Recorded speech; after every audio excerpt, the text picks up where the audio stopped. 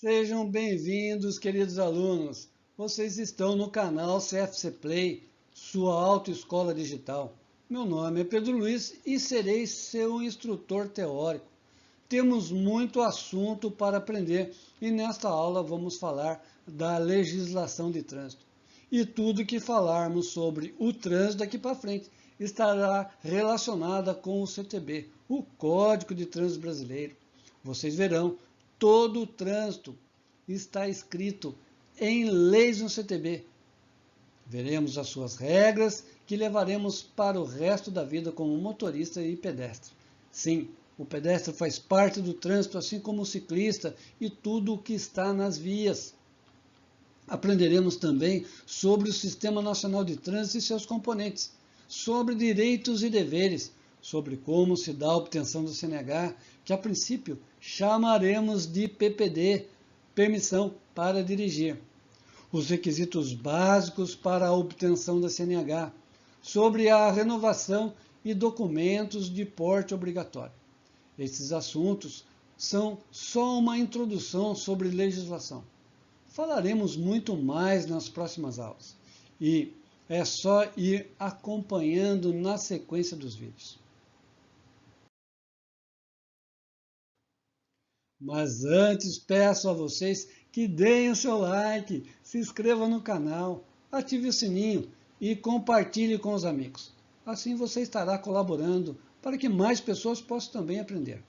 Para todos que estão querendo obter a primeira habilitação e os que estão querendo fazer reciclagem. E o CTB, o Código de Trânsito Brasileiro, não foi inventado do dia para a noite. Não foi. As regras de trânsito vieram evoluindo aí com o tempo, porque o trânsito evoluiu também. Surgiu porque a sociedade mudou e o trânsito mudou junto.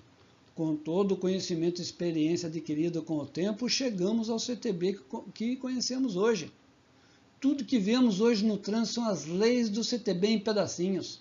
Todas as regras e as sinalizações, por exemplo.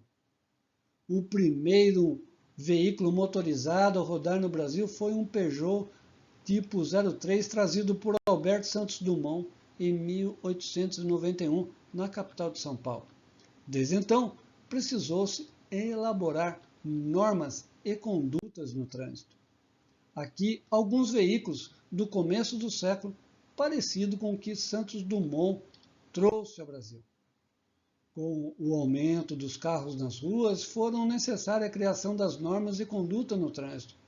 Aos poucos, a sociedade foi se adaptando ao novo veículo nas vias. Surgiram as normas e regras do trânsito. Constituído pelo aprimoramento das regras, o trânsito brasileiro é regulamentado pela Lei 9.503, de 23 de setembro de 1997. O Código de Trânsito Brasileiro, o CTB, isso mesmo, o CTB.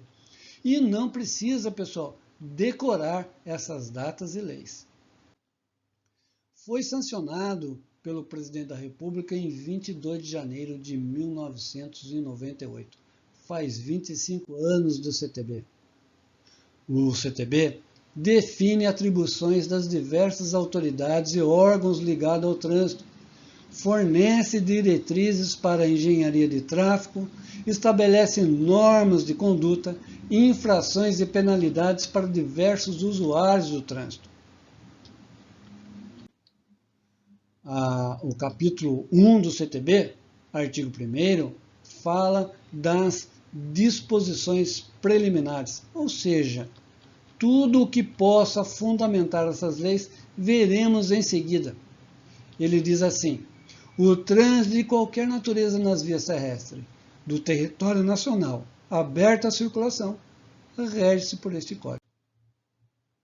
No seu primeiro artigo, o CTB toca em dois conceitos importantes e que devemos aprender para que tudo que veremos depois fique fácil, todo o entendimento das regras e normas do CTB.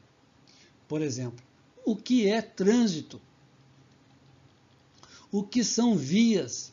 Embora pareça duas perguntas tolas, é de fundamental importância definirmos o que cada uma delas quer dizer. Trânsito é a utilização das vias por pessoas, veículos e animais, isolados ou em grupos, conduzidos ou não para fins de circulação, parada, estacionamento e operação de carga ou descarga. Se você for procurar pela palavra trânsito no dicionário da língua portuguesa, achará aí várias definições. Mas para o CTB só existe uma, esta que vou falar novamente. Trânsito é a utilização das vias por pessoas, veículos e animais, isolados ou em grupos, conduzidos ou não para fins de circulação, parada, estacionamento e operação de carga ou descarga. Quando enxergamos o trânsito como o CTB enxerga, temos uma clareza de entendimento e tudo o que está no CTB se refere a este trânsito nas vias. E o que são vias? Se também formos procurar no dicionário da língua portuguesa, veremos várias definições. Porém, o CTB só enxerga de uma maneira o que é via. É a superfície por onde transitam veículos, pessoas e animais, compreendendo a pista, a calçada, o acostamento, ilha e canteiro central. Veja o desenho, aí uma via tendo aí todos os elementos. Aqui mais uma ilustração de uma via. Precisamos entender que existe uma infinidade de vias diferentes, cada uma com as suas características. Porém, todas elas têm os mesmos elementos: pista, calçada, acostamento, ilha e canteiro central.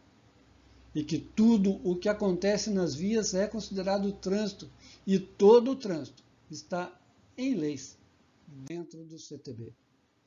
E também, para o efeito desse código, são consideradas vias terrestres as praias abertas à circulação pública, as vias internas pertencentes aos condomínios constituídos por unidades autônomas e as vias e áreas de estacionamentos privados e de uso coletivo.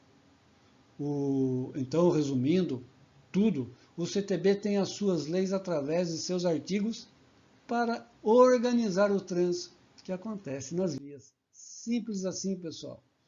E faço uma pergunta agora. Quem organiza tudo isto? O Estado.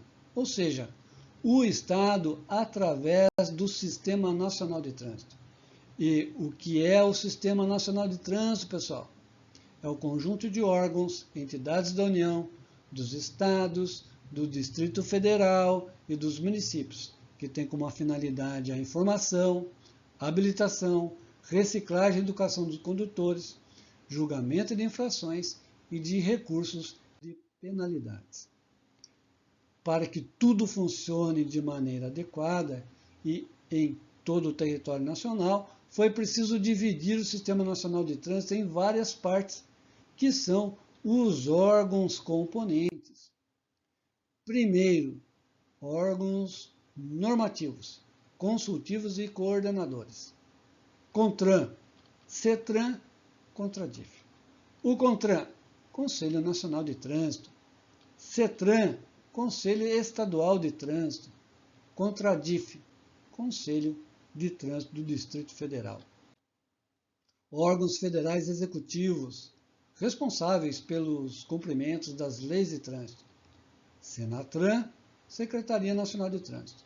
DENIT, Departamento Nacional de Infraestrutura de Transporte. CONTRADIF, Conselho de Trânsito do Distrito Federal. Órgãos estaduais executivos, responsáveis pelo cumprimento das leis de trânsito, que são os executivos, ao que põe a mão na massa, né? DETRAN, Departamento Estadual de Trânsito. Cada estado tem o seu DETRAN. DER, Departamento de Estradas e Rodagem. CIRETRAN, Circunscrição Regional de Trânsito. PM, que são os fiscalizadores, né? Polícia Militar dos Estados, do Distrito Federal e Polícia Rodoviária Estadual. Todos esses órgãos fazem parte do Sistema Nacional de Trânsito e que faz acontecer todo o CTB, as resoluções e portarias referentes a tudo o que acontece no trânsito. Os órgãos municipais agora, executivos e recursais. JARE, em todos os âmbitos, federal, estadual e municipal. Departamento Municipal de Trânsito, que são aí os departamentos das prefeituras, né? E a JARE, então, que são os recursais, aí, são juntas administrativas de recursos de infração. Então, pessoal, assim se resume os componentes do Sistema Nacional de Trânsito, né? Tudo isso organiza o trânsito brasileiro. E para conduzirmos nossos veículos nas ruas, precisamos estar com os documentos de porte obrigatório, que são CNH, ACC e PPD, e o CRLV, Certificado e Registro do Veículo e Licenciamento do Veículo, físico e ou digital. Não esqueçam disso, pessoal. Pergunta de prova, física e ou digital. Não esqueçam. Ok? Agora, pessoal, vamos falar do processo de obtenção da CNH e da ACC. Autorização para conduzir ciclomotores. Vejam que apareceu aí um elemento novo, né? A ACC, autorização para conduzir ciclomotores. E o que são, então, ciclomotores? É todo veículo de 2 ou 3 rodas, providos de motor de propulsão interna cuja cilindrada não exceda a 50 cm3, 50 cilindradas, ou de motor de propulsão elétrica com potência máxima de 4 kW ou 4.000 watts, e cuja velocidade máxima não exceda a 50 km por hora. Para os candidatos à obtenção da CNH e da ACC, a autorização para conduzir ciclomotores, CNH, Carteira Nacional de Habilitação, devem solicitar a abertura de processo de habilitação ao órgão ou entidade executiva de trânsito do Estado ou do Distrito Federal, do seu domicílio ou residência. O processo ficará ativo no período de 12 meses, contados da data do requerimento do candidato. Quando fazemos o nosso cadastro para a realização do exame médico psicotécnico, neste momento, entramos no Sistema Nacional de Trânsito, através da RENACH, Registro Nacional de Condutores Habilitados. Ali, quando você faz o exame médico, é feito o seu primeiro cadastro e essa planilha chama-se RENACH, Registro Nacional de Condutores Habilitados. Assim, para o processo de primeira habilitação, os requisitos exigidos são ser penalmente imputável, ou seja, ser maior de 18 anos, saber ler e escrever, possuir documento de identidade e CPF, deverá submeter-se à avaliação psicológica, exame médico de aptidão física e mental, exame escrito teórico-técnico, exame de direção veicular. Todo este processo tem a duração de 12 meses a contar do dia do cadastro feito lá no exame médico ou psicotécnico. Depois de concluído todo o processo, o candidato obterá a PPD, permissão para dirigir, e no período de 12 meses não poderá cometer infrações de natureza gravíssima, grave ou ser reincidente em infrações médias. Caso venha cometer alguma dessas infrações, o candidato perderá a PPD e deverá recomeçar o processo novamente.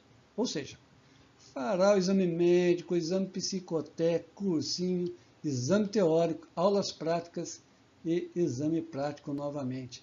Acho que não vale a pena, né, pessoal? Não vale. Devemos, nesse período, ter muita cautela, pois ainda não somos condutores com prática, podendo aí facilmente cometermos infrações. Como diz aí um instrutor amigo meu, né? São inocentes e inexperientes. E Dirigir, pessoal, vem com o tempo, a prática vem com o tempo. E agora nós vamos aí ver os direitos e deveres do cidadão. Todos nós temos os nossos direitos e os nossos deveres como cidadãos. E como cidadãos temos o direito concedido pelo Estado de termos a nossa CNH, Carteira Nacional de Habilitação. E quais são esses direitos?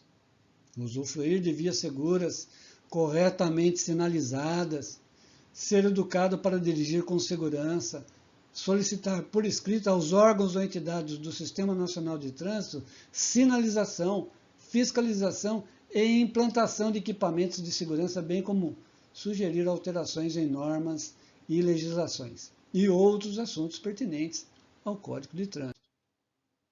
Um exemplo de solicitação por escrito aos órgãos ou entidades do Sistema Nacional de Trânsito pode ser, por exemplo, para a Secretaria Municipal de Trânsito, né? Vamos supor que você identificou em um dos cruzamentos do seu bairro que havia acidentes com frequência. Por esse motivo, solicitou à Secretaria Municipal de Trânsito a colocação de uma placa de parada obrigatória. A Secretaria, através da Engenharia de Tráfego, irá até o local para avaliar a sua solicitação. Você tendo razão, eles colocarão a placa solicitada. Os órgãos ou entidades pertencentes ao Sistema Nacional de Trânsito têm o dever de analisar as solicitações e responder por escrito dentro de prazos mínimos sobre possibilidade ou não de atendimento, esclarecendo ou justificando a análise efetuada e, se pertinente, informando aos solicitantes quando tal evento ocorrerá. Direitos na condução de veículos. Olha só, direitos na condução de veículos. Usufruir de vias seguras. Ser educado por campanhas sólidas sobre a legislação de trânsito e direção defensiva. Requerer e obter toda a ajuda necessária dos órgãos de trânsito e dos agentes fiscalizadores, que antes de punir deverão orientar.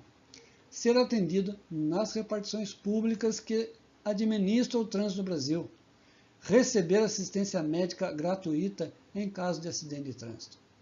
O Detran tem seu site e canais com muitas informações. Os agentes de trânsito estão para nos auxiliar, né? E a assistência médica gratuita vem da verba arrecadada do pagamento do seguro obrigatório. E agora, pessoal, sobre os nossos deveres. Deveres do cidadão. Para o CTB, o dever do cidadão é transitar sem oferecer perigo ou obstáculo a si mesmo, a terceiros e ao meio ambiente. Vejo na foto o motorista dirigindo de maneira perigosa e embriagado, causando perigo a si e aos demais condutores. Artigo 65 do CTB, que constitui infração gravíssima, com suspensão do direito de dirigir por 1 ano. Esta é uma conduta, pessoal, que devemos evitar, nunca devemos ter. Deveres do motorista. O condutor deverá a todo momento ter domínio do seu veículo, dirigindo com atenção e cuidados indispensáveis à segurança do trânsito, com o objetivo de evitar acidentes, levando em conta os riscos próprios da circulação e demais circunstâncias do trânsito. Não fazer nenhum ato que possa constituir perigo ou obstáculo para o trânsito de veículos, de pessoas ou de animais, ou ainda causar danos à propriedade pública ou privadas. Não obstruir o trânsito ou torná-lo perigoso, atirando, depositando ou abandonando na via objetos ou substâncias, ou nela criando outros obstáculos. Devemos sempre, e para o resto da vida, pessoal, conversar com o trânsito e deixar o trânsito conversar conosco através de suas sinalizações. Assim seremos sempre condutores responsáveis. Se nós conseguirmos ter o hábito de ler o trânsito com frequência. Aliás, a todo momento temos que estar atento ao trânsito e ler todas as informações e deixar que o trânsito também converse conosco. É essa a conduta certa. E, como condutores responsáveis, devemos de tempos em tempos fazer a renovação da CNH. Com idade de 18 anos a 49 anos, renovaremos de 10 em 10 anos. Com idade de 50 anos a 69 anos, renovaremos de 5 em 5 anos. E acima de 70 anos, renovaremos de 3 em 3 anos. Renovaremos para mostrar ao Estado que ainda continuamos aptos a dirigir os nossos veículos. Veremos com mais detalhe nos vídeos seguintes. E agora, pessoal, assim terminamos esse vídeo sobre a primeira parte da legislação de trânsito. Se você chegou até aqui, então, o meu muito obrigado por assistir esse vídeo. Se inscreva no canal, compartilhe com os amigos e até a próxima aula. Tchau, tchau!